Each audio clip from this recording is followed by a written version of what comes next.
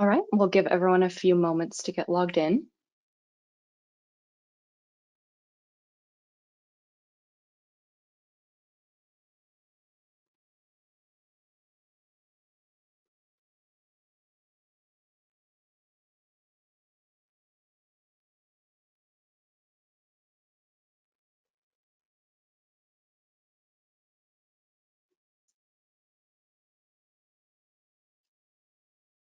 Okay. Hi, everyone. Welcome to today's session, From Post to Proof, a comprehensive guide to social media forensics. My name is Erin Swakoff, and I'm a digital forensic analyst at TCDI, as well as the forensic project manager. I've received several forensic certifications, including the ENCE, the NK Certified Examiner, as well as the Cellbrite suite of training, so the Capstone CCME, Cellbrite Certified Mobile Examiner, as well as the prerequisite courses, CCO, CMFF, and CCPA. And I am currently enrolled in continuing education for open source digital forensics. I am located in Charlotte, North Carolina, where I also received my bachelor's degree, and I am thrilled to be speaking on this topic today with my co-panelist, Angel. And I am Angel Garrow. I am also a digital forensic analyst with TCDI, but I am located in Northeast Ohio. I graduated from Champlain College in Burlington, Vermont in 2019 with a degree in cybersecurity and a specialization in digital forensics. I am currently attending SANS Institute for their incident response program. I'm still fairly early in my career, but have watched how social media and cloud forensics have become so prevalent that they warrant their own niche in digital forensics. So let's get into that. All right, so here is the agenda for today. Let's get started with social media forensics. So you can see these statistics here really demonstrating just how prevalent social media is. To highlight just one, as of October 2022, there are 4.74 billion social media users worldwide, and currently estimates are closer to 4.9 billion. It's clear that social media collections are absolutely essential for the digital forensic and e-discovery industry. And when we talk about social media, here are some of the platforms that we include, with Facebook remaining the most popular platform with an estimated 2.9 billion monthly users. However, the apps available are always changing, and the technology behind them is changing rapidly. So a good forensic analyst has to constantly learn new collection methodology because the tools have to adapt to each application's update or modification. Angel? Social media forensics used to only apply to the investigation of a computer or other physical device. Someone would say, can you perform social media analysis of this device? And during the standard analysis of that device, we would use techniques to analyze the user's web activity to determine how they interacted with the social media websites. Now, as the world evolves to use social media applications directly, and the popularity of these websites and applications increases, social media has claimed its own subsection within forensics. It now warrants its own techniques and tools to perform the collections. And once the data is collected, it even has to be parsed in its own way, and then analyzed in a slightly different way from other types of data. This changes happen fast. As I said, I graduated in 2019, and at that time, I was taught to collect and analyze social media data from physical devices. In fact, most textbooks will include only this method. The physical device collection method is now being used as sort of a supporting data. The primary collections are now from cloud, or rather the applications themselves. So are social media accounts considered forensically collected? The truthful answer is almost always, but sometimes not. So there are three basic but essential principles to digital forensics, and that is the collection must be, one, reliable. So the evidence must be consistently collected, preserved, and analyzed in such a way that ensures the evidence remains unaltered. Two, defensible. So it's conducted according to the best available methods or best practices if they're defined. And finally, the results must be reproducible or repeatable. So forensic guidelines are outlined and clearly defined by organizations such as the National Institute of Standards and Technology or the International Organization for Standardization. However, the guidelines do not yet specifically address social media digital forensic collections. Often technology grows faster than policies or laws can. So when this happens, we just have to stick to the best practices and the essential principles listed above. All right, now let's move on to collection tools and capabilities. Okay. So the type of social media collection tool that we choose depends on the type of collection that you as the client are trying to achieve, or rather the type of data that you're hoping to collect. Of course, we have the DIY collection method available for Meta's applications, which are Facebook and Instagram. We have the download your account data, which is available for LinkedIn. And then we have the download an archive of your data, which is available for Twitter. Axiom is really our go-to commercial tool. Celebrate we'll talk about in a little bit. They do have some options available, though we're not currently using it. And then X1 is our heavy hitter commercial tool that does require more time, but offers some features that the others just don't. There are tools out there that we don't talk about in here, like HT Track and Page Freeze, but the ones we've listed here are the ones that we've come to rely upon because they work, and we believe that they will continue to adapt to the ever-evolving social environment that we as analysts have already become accustomed to for social media. In order to explain that better, though, I think we should dive into what these tools are capable of and what they're able to collect. Okay, so this slide, as you can see, the DIY download includes a lot of data. In fact, this image with the black background isn't meant to show you specific data types. It's only meant to show you how much data is stored in either a Facebook or Instagram DIY download, because they are very similar. The most valuable, in my opinion, is the data related to the device, IP address, login, and activity. The exports from DIY downloads are limited to JSON and HTML formats. Something interesting here, though, is depending on the age or version of Facebook that the user is using, the posts, comments, and things that you would normally expect to have data within them won't actually have information. There'll be empty sort of spots that will just show that the user made a comment or a post at that date and time. Some do contain data, but mine, for instance, did not. Another section where you see that is groups that the user belongs to are available, but the activity within them are not.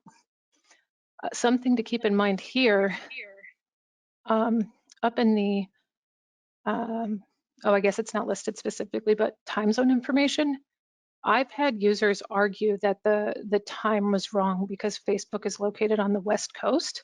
So it's not on my time, it's on Facebook's time, kind of thing. But according to Facebook's documentation, the time zone listed within the DIY output for both Facebook and Instagram, keep in mind because it is Meta, the user's device time zone from the last login is what will be documented in all of their output. So all of the reports will have the user's device time zone from their last login. And that can be found in the export under location information. I don't see it, I can't zoom in that closely, but it'll be under the location information tab in DIY export. Okay, we mentioned this before. This is the download your account data with LinkedIn. As you can see, they have a similar data export option. This can include connections, messages, profile data, account history, comments made by the user, logins, posts, and shares. But as you can see here, The data is exported in an Excel spreadsheet and is not organized in an easily readable format.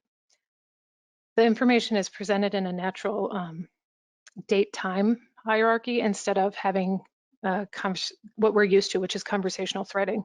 So that process does become entirely manual. You have to sort of figure out who was talking to who, where the conversation left off, and where it picked up. Okay, this tool is going to be as hard to explain as it is, for some to use.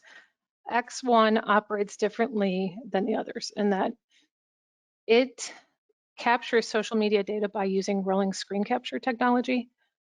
This allows the pages to be viewed in a way that is closer to what the user of that website would see if they were navigating the web page. So it does collect a little more metadata, and it creates a log as it captures as well.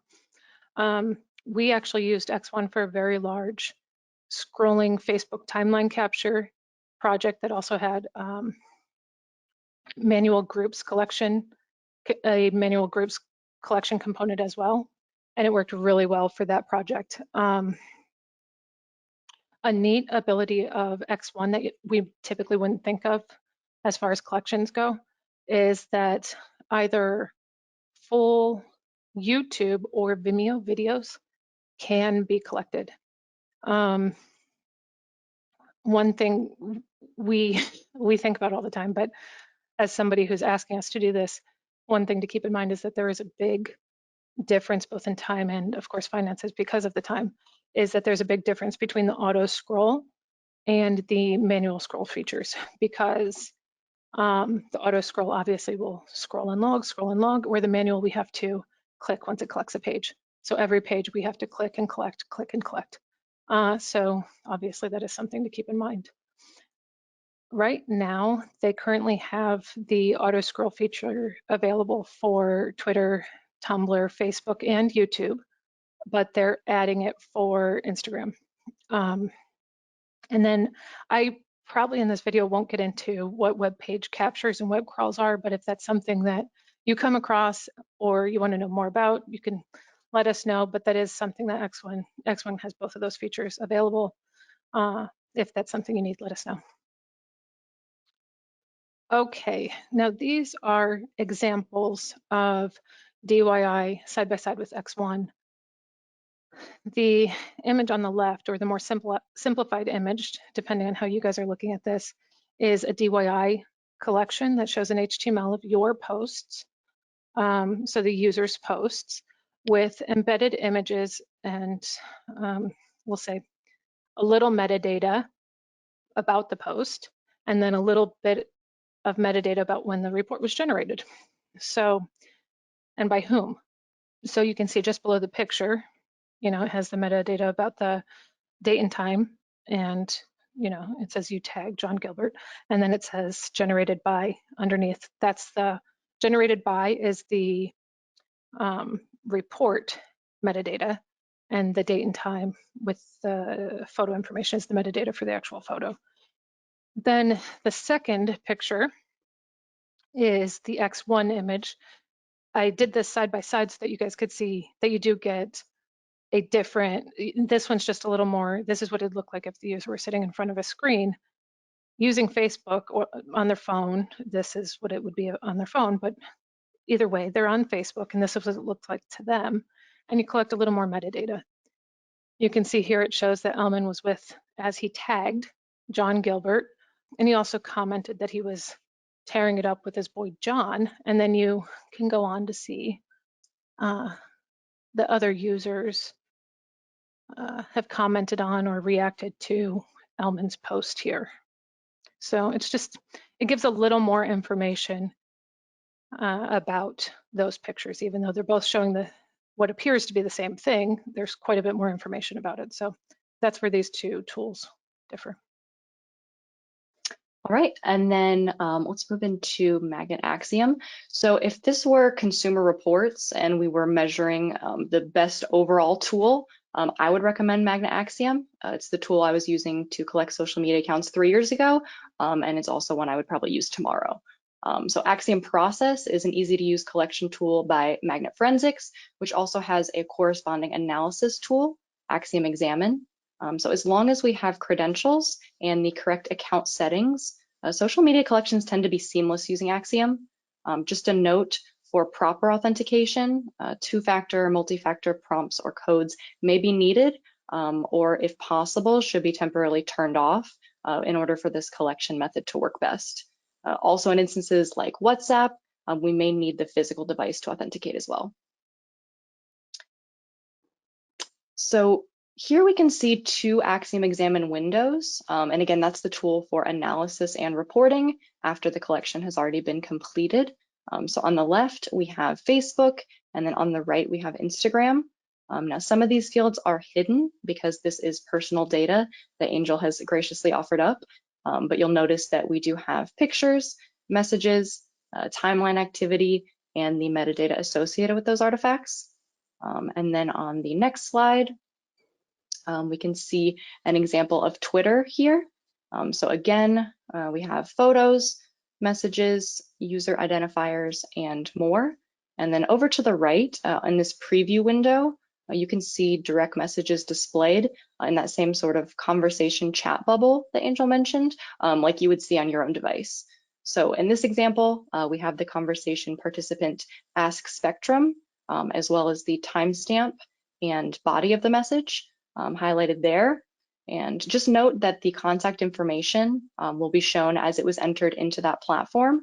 So it'll depend on how the user filled out their name, email address, or phone number for their own profile. And then let's move on to one last tool for today. In this image, you can see a Celebrate Instagram collection. It does show a lot of the same information that you would see with Axiom, contacts, location information, of course, those messages, the same bubble format, the date, time, stamp, the sender, the receiver. Celebrate is not actually one of our first choices for cloud and social media collections right now, even though we use them heavily for phone collections and device, actually all mobile device collections and reporting. We just have other options, and Celebrate does say that they currently have options to collect Facebook, Instagram, Twitter, LinkedIn, Snapchat, and TikTok right now, though. So we are looking forward to what they are creating and coming up with as far as collections and exporting or reporting options. They do require credentials, so that's something to keep in mind. Some things, they're targeted for law enforcement, so some things require warrant returns. So that's, of course, something to keep in mind. They include just something to keep in mind for all of these. They include things like posts, messages, likes, events, connections, locations, data, even though some of those things aren't shown here. And then WhatsApp data. I know we didn't talk about this with the other collection types tools, but WhatsApp data is unique in that we still need the physical device for that. We're actually going to, on the next slide, talk about still collecting the, thank you, the importance of still collecting physical devices when they're available. And the need for that is because a couple reasons. One is deleted data is sometimes, remnants are sometimes found on physical devices. Not much, we don't count on that, but also on physical devices, we sometimes use the data on those. Like if the phone is logged into an account, for instance, we can use that data to support data found on the social media accounts, or we can use application usage data found on these devices to support app data found on the actual accounts themselves. So that was just a nice segue. WhatsApp data, you do need the physical device. We tend to use a barcode. That's the easiest method these days, but that's typically found within the app on the device. That's the best method right now. So just a fun fact there. Yeah, exactly. So now that we've kind of covered how we're collecting the data and the tools and methods that we can use, let's talk about what we can do with that data once we've collected it. So as Angel mentioned previously, the download your data options will have their own set export formats.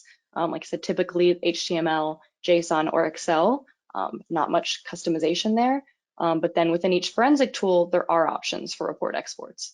So the reporting types will depend on the type of data we're providing, but the most common being PDF and Excel, sometimes portable cases from Cellbrite and Axiom, and they also offer a standard load file with a data extension in a concordance or relativity format that contains the metadata as well. I do also want to note for PDF or portable cases, those conversation thread bubbles, as you saw in previous slides, they are retained within that export. So we do recommend PDFs visually if the data set is small enough to be manageable. And then let's circle back to attorney expectations. Yes, so we want to be able to help you, help us. So the best way to do that is to help us be prepared. And to do that, we ask that you provide these things here, if you're able to. And of course, we understand that you aren't always on the side that is able to do that. So if you are able to provide a list of social media accounts with credentials for each of those accounts and have the custodian turn off two-factor or multi-factor authentication, that's excellent. Of course, if you're on the other side and you can't do that and you want us to collect publicly facing data, that's okay too. That X1 tool that we talked about earlier, able to do that, no worries.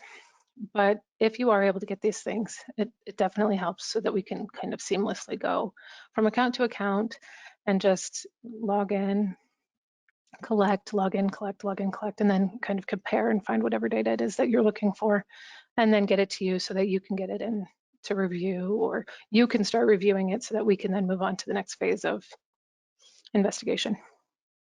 The other thing that is often forgotten here, but fun for us, is if you could tell our friend, the custodian, that we're going to be calling them, because we do often have to make contact with them at some point, because even if multi-factor, two-factor authentication is turned off and we have credentials, they aren't always right. Or there's another form of authentication. You know, the phone, they've at some point checked a box that they have to, for instance, open a YouTube app every time they go on Facebook to verify on a new device that it's them.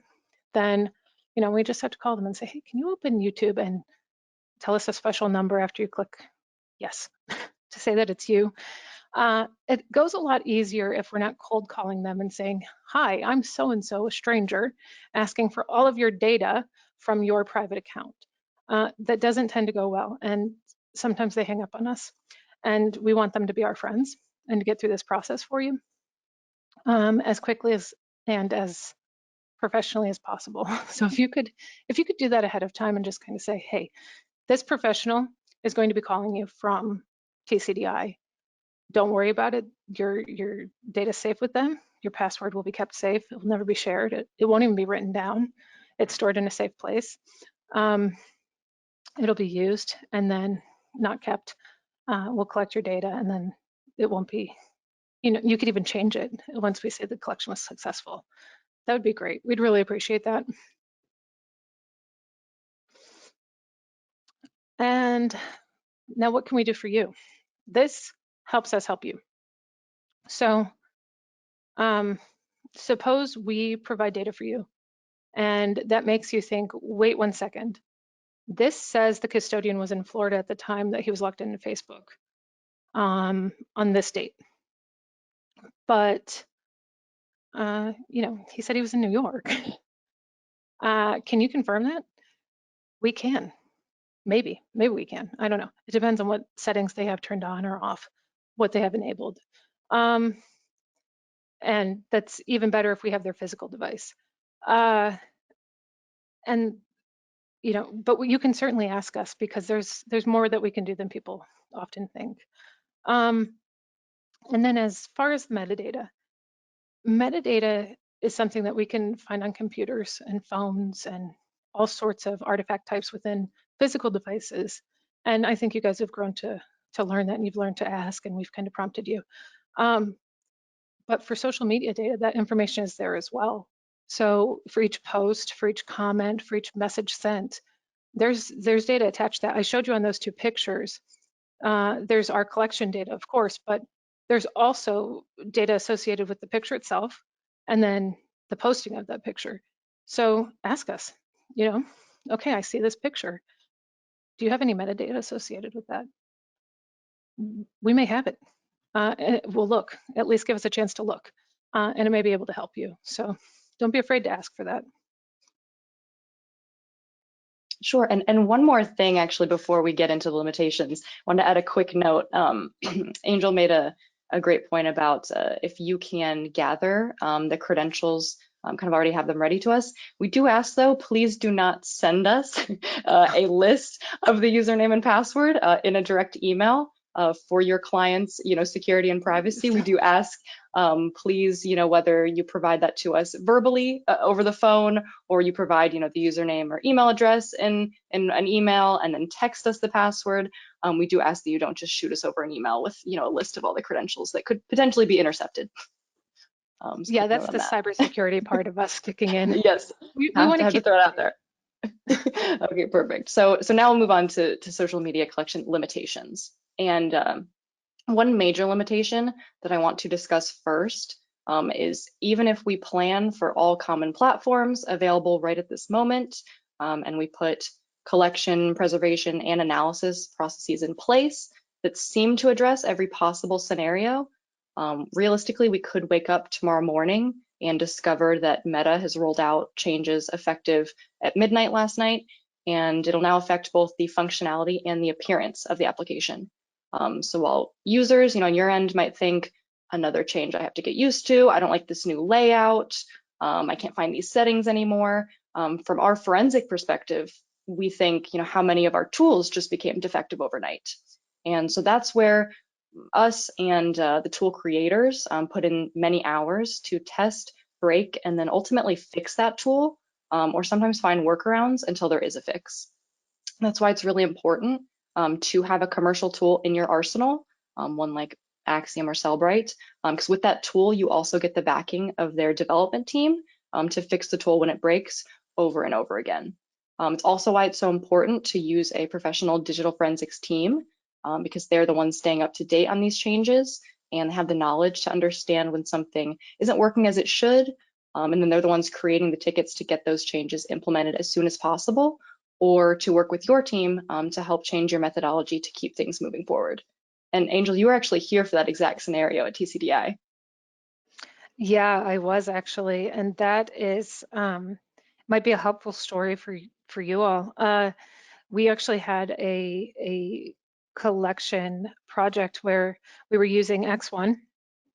We had multiple licenses running at the same time, hundreds of plaintiffs, probably about 115 collections in when we woke up to one of those exact changes that Aaron was just talking about, where it was only supposed to affect the appearance, maybe a slight tweak in functionality, but don't worry, it's not going to look very different to users.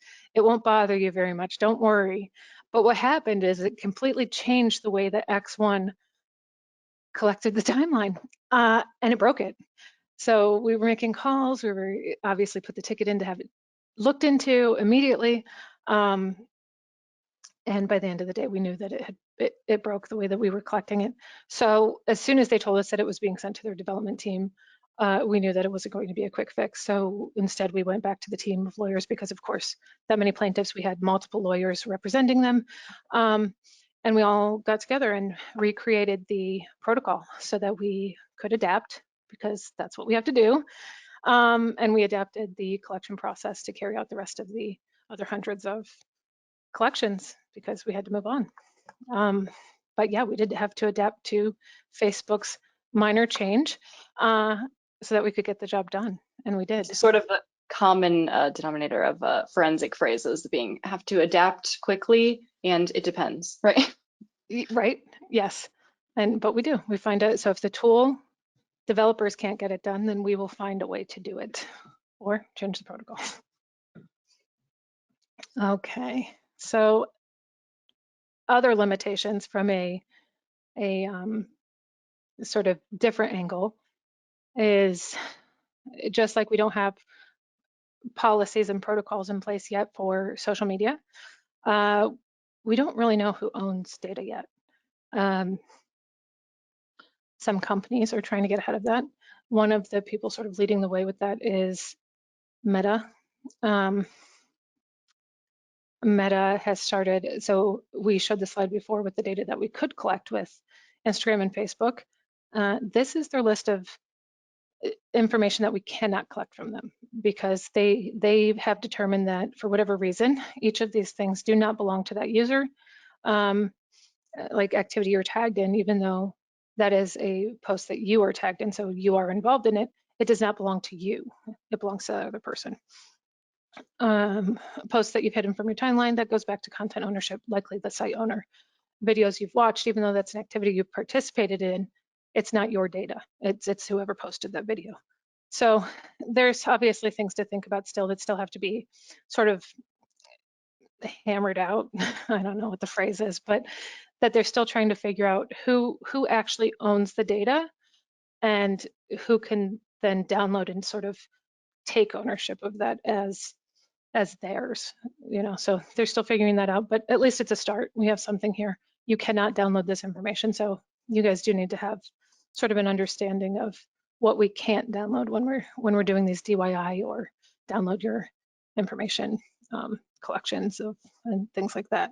Now, as far as permissions, as orders are being drafted, that's sort of something to keep in mind as well, because if a user posts on their timeline, we can typically collect that. That's almost a given, but we do like to still see it in the order. Timeline posts, group posts, things like that. But what about if somebody comments on that user's posts? Can we collect those? We'd like to see it in that order. So that collection, that large collection that I just told you about, that did actually stipulate that we could collect the user's posts as well as any comments on the user's posts on their timeline. So as you're drafting up the orders for us, since we do have to follow them to a T, if you could keep that in mind. And we can help with that, by the way. If you ever want to bring us a draft order, you know, you can bring it to us and say, hey, does this look right to you? Is there anything on this that doesn't jive, or, you know, that you wouldn't be able to do? Or would you reward this? And we can certainly take a look at that. But this is whether or not we are including everything that you're trying to capture is really, really important. So keep that in mind as you're drafting those up. And I imagine we'll see, uptick in precedents set from court cases and decisions the next 10 years. Absolutely. So, yeah. So final limitation we're going to talk about today is deleted data. So often in digital forensics as an industry, you may be familiar with data recovery and obtaining deleted records and files. And that is very possible from computer hard drives or your digital camera SD card. But it is a bit different in regards to social media. So while Angel mentioned before, some artifacts or fragments of artifacts might be stored locally on your client's physical device, much of the content here is held in that platform servers. So when it is possible to retrieve deleted data, does sometimes require assistance from that platform. And although we may not know the exact details of temporary holds after user deletion, because these companies do not typically release all this information publicly, we do recommend, and as Angel mentioned, can assist with a content subpoena to request that account data, which moves us right into additional resources. Yeah, I've actually included, so I recently got this resource from a friend of mine. I think it's actually typically used by law enforcement, but it feels like it should be helpful to anyone who has to draft these legal requests or hold requests. But basically what it is a database that is kept updated for where to get the contact information of where to send these holds to for all of the social media companies.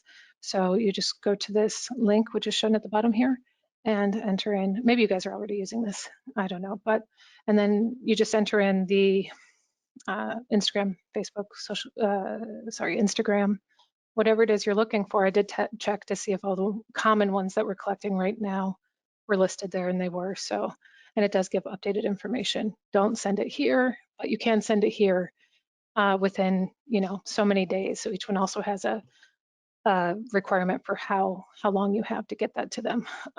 So seemed like a helpful resource. You guys would know better than me though for that. All right. So as we wrap up into our Q&A, I just see one question we've received. Why do we need to hire a forensic analyst when DIY is an option? That's a great question. Angel, do you want to speak on this one? Oh, so many directions I could go with this. Okay. Do you mind if I give a story? I'm going to give a Love a story. story. All right. I'll give a story for why we should go with analysts instead of an everyday person.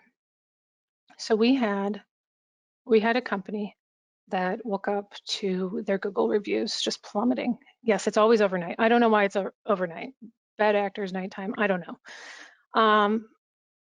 And their Google reviews were plummeting because an employee of theirs who had worked there for, I think, 22 years was being accused of posting inappropriate comments on Instagram and Facebook. And they were posting screenshots of these inappropriate comments. And he denied and denied and denied. That wasn't me.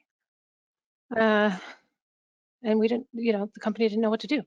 Not us, we're neutral, but the company didn't know what to do. So they brought us in and they said, listen, we have this employee, we're very loyal to him. We don't think he did it, but we're being accused of supporting these kind of comments. And we want to separate ourselves. So we want to do a thorough investigation to prove that he either did or didn't. Can you collect his Twitter, Instagram, Facebook, phone, and computer, and tell us what you see?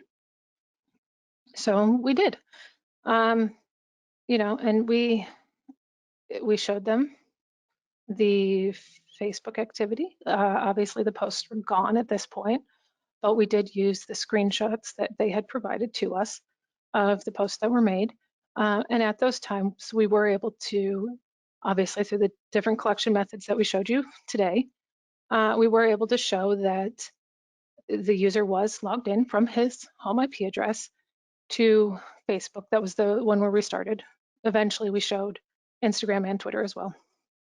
But he was logged in from his home IP address to Facebook when those messages were posted. So then he said, okay, well, it wasn't me who posted from home. It must have been, a family member. So we said, okay. So then we interviewed him again and we said, does somebody in your home have access to your phone overnight? He said, no, just me. Okay, because these were posted overnight. Okay, all right, thank you.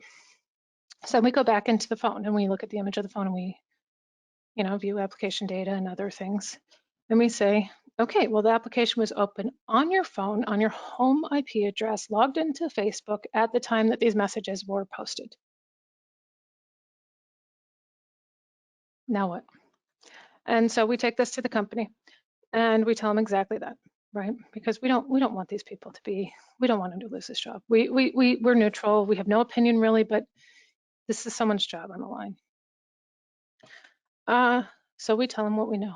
Unfortunately, this guy who says he didn't do this did have this application open on his phone at 2:30 in the morning, and we go across Facebook and we do that, and then we do it across Instagram, and then we do it across Twitter. And unfortunately, for every one of the messages, he had the application open on his phone when the messages were posted from his home IP address, when only he had access to his device. So why do you need a forensic analyst? Because if, say, a private investigator for a law firm or an attorney who's tech savvy had gone into that Facebook account and say they did a DIY collection, they just pulled down that data and they looked at just one piece of data instead of comparing or collecting or getting the whole big story, that guy could have lost his job inappropriately. Perhaps he was innocent. Perhaps he didn't do those things. but they didn't have the full picture to make that determination. Or, maybe he did do it and they were only looking at one piece of data and it looked like he didn't. So you need somebody who has the knowledge and the background and the history, who understands, oh, so if it's not there, or if they come back with an argument saying, yeah, but, we know how to keep looking. We know how to triangulate all the data. We know how to put it all together. We know how to create the timeline. We have the tools. We validate those tools. We can create, if it ever goes to court, we know how to create that in such a tight way that you can't argue with that data. It wasn't altered. It was intact from collection to analysis to presentation. It wasn't changed. And we take it very seriously because we understand what's at risk. That man's job of 22 years was at risk. So we don't want to misunderstand the data. We want data and then more data and more data backing that up to make sure that we're making the right call. And that actually reminds me of one case I worked previously was actually the converse outcome. So Right. so we had an individual who had posted something on Twitter, from their account with, again, inappropriate, word or phrase. And so we were provided custody of that custodian's phone, their computer, their email account actually as well. And so I did collections of all of the following, process it all in Magnet Axiom. We helped assist the attorneys in that case with even kind of writing up a keyword search term list of kind of how to maybe look for other indicators of this activity. So we searched all the devices, email account for any other history because this person had claimed it was autocorrect. What was this mistake here? It wasn't them, messaging it was autocorrect. And so we were kind of searching for, does this person have a history of this kind of use and language on their devices to anyone else? And so, yeah, the kind of alternative outcome in our case was that we found 0 hits, 0 results for anything, and we kind of were able to provide to the attorneys, that we do not see this, as a consistent indicator on the devices, and this does seem consistent with his explanation of autocorrect. I think we've all been there, so that was, the company and the custodian were both thrilled with our analysis in that case. And you never know. See, that's such an odd explanation, but the data shows. Yep, exactly. It's the person in an accident. I swear I wasn't texting when I was driving. I always do see that a use lot. voice dictation. Oh, well, look at that. They do always use voice dictation. There's no way this one time they were on their phone. Bull. Or we can see in the logs that, there's no activity at all, in use on the phone at that time, and then they weren't even on the phone at the time of the Even accident. better. Yeah. Or they were on Snapchat and we can see right down to, 1/8 of a second. But yeah, exactly. Yeah, so that's a perfect example, like I said, of why it's so helpful to hire a forensic firm and not just entrust. Like you said, attorneys, internal IT folks can be extremely tech savvy. You may be fully capable of doing it. Sometimes it's also helpful to just have a kind of unbiased third party come in. Sometimes, the court does not look particularly favorable upon, sort of internal investigations. So sometimes it is helpful just to have us as a third party kind of come in and speak that data for you. Absolutely. Absolutely. Okay. If you guys have any other questions, want to get a hold of us, our contact information is here. Email addresses. You know how to get a hold of us. Yeah, please reach out with any comments or questions you have. Thanks everyone for joining today. Yes, thank you. Thank you so much. And if you have any other webinars that you'd like us to record, please let us know. All right, have a great day. Thank you. Have a great day, you all.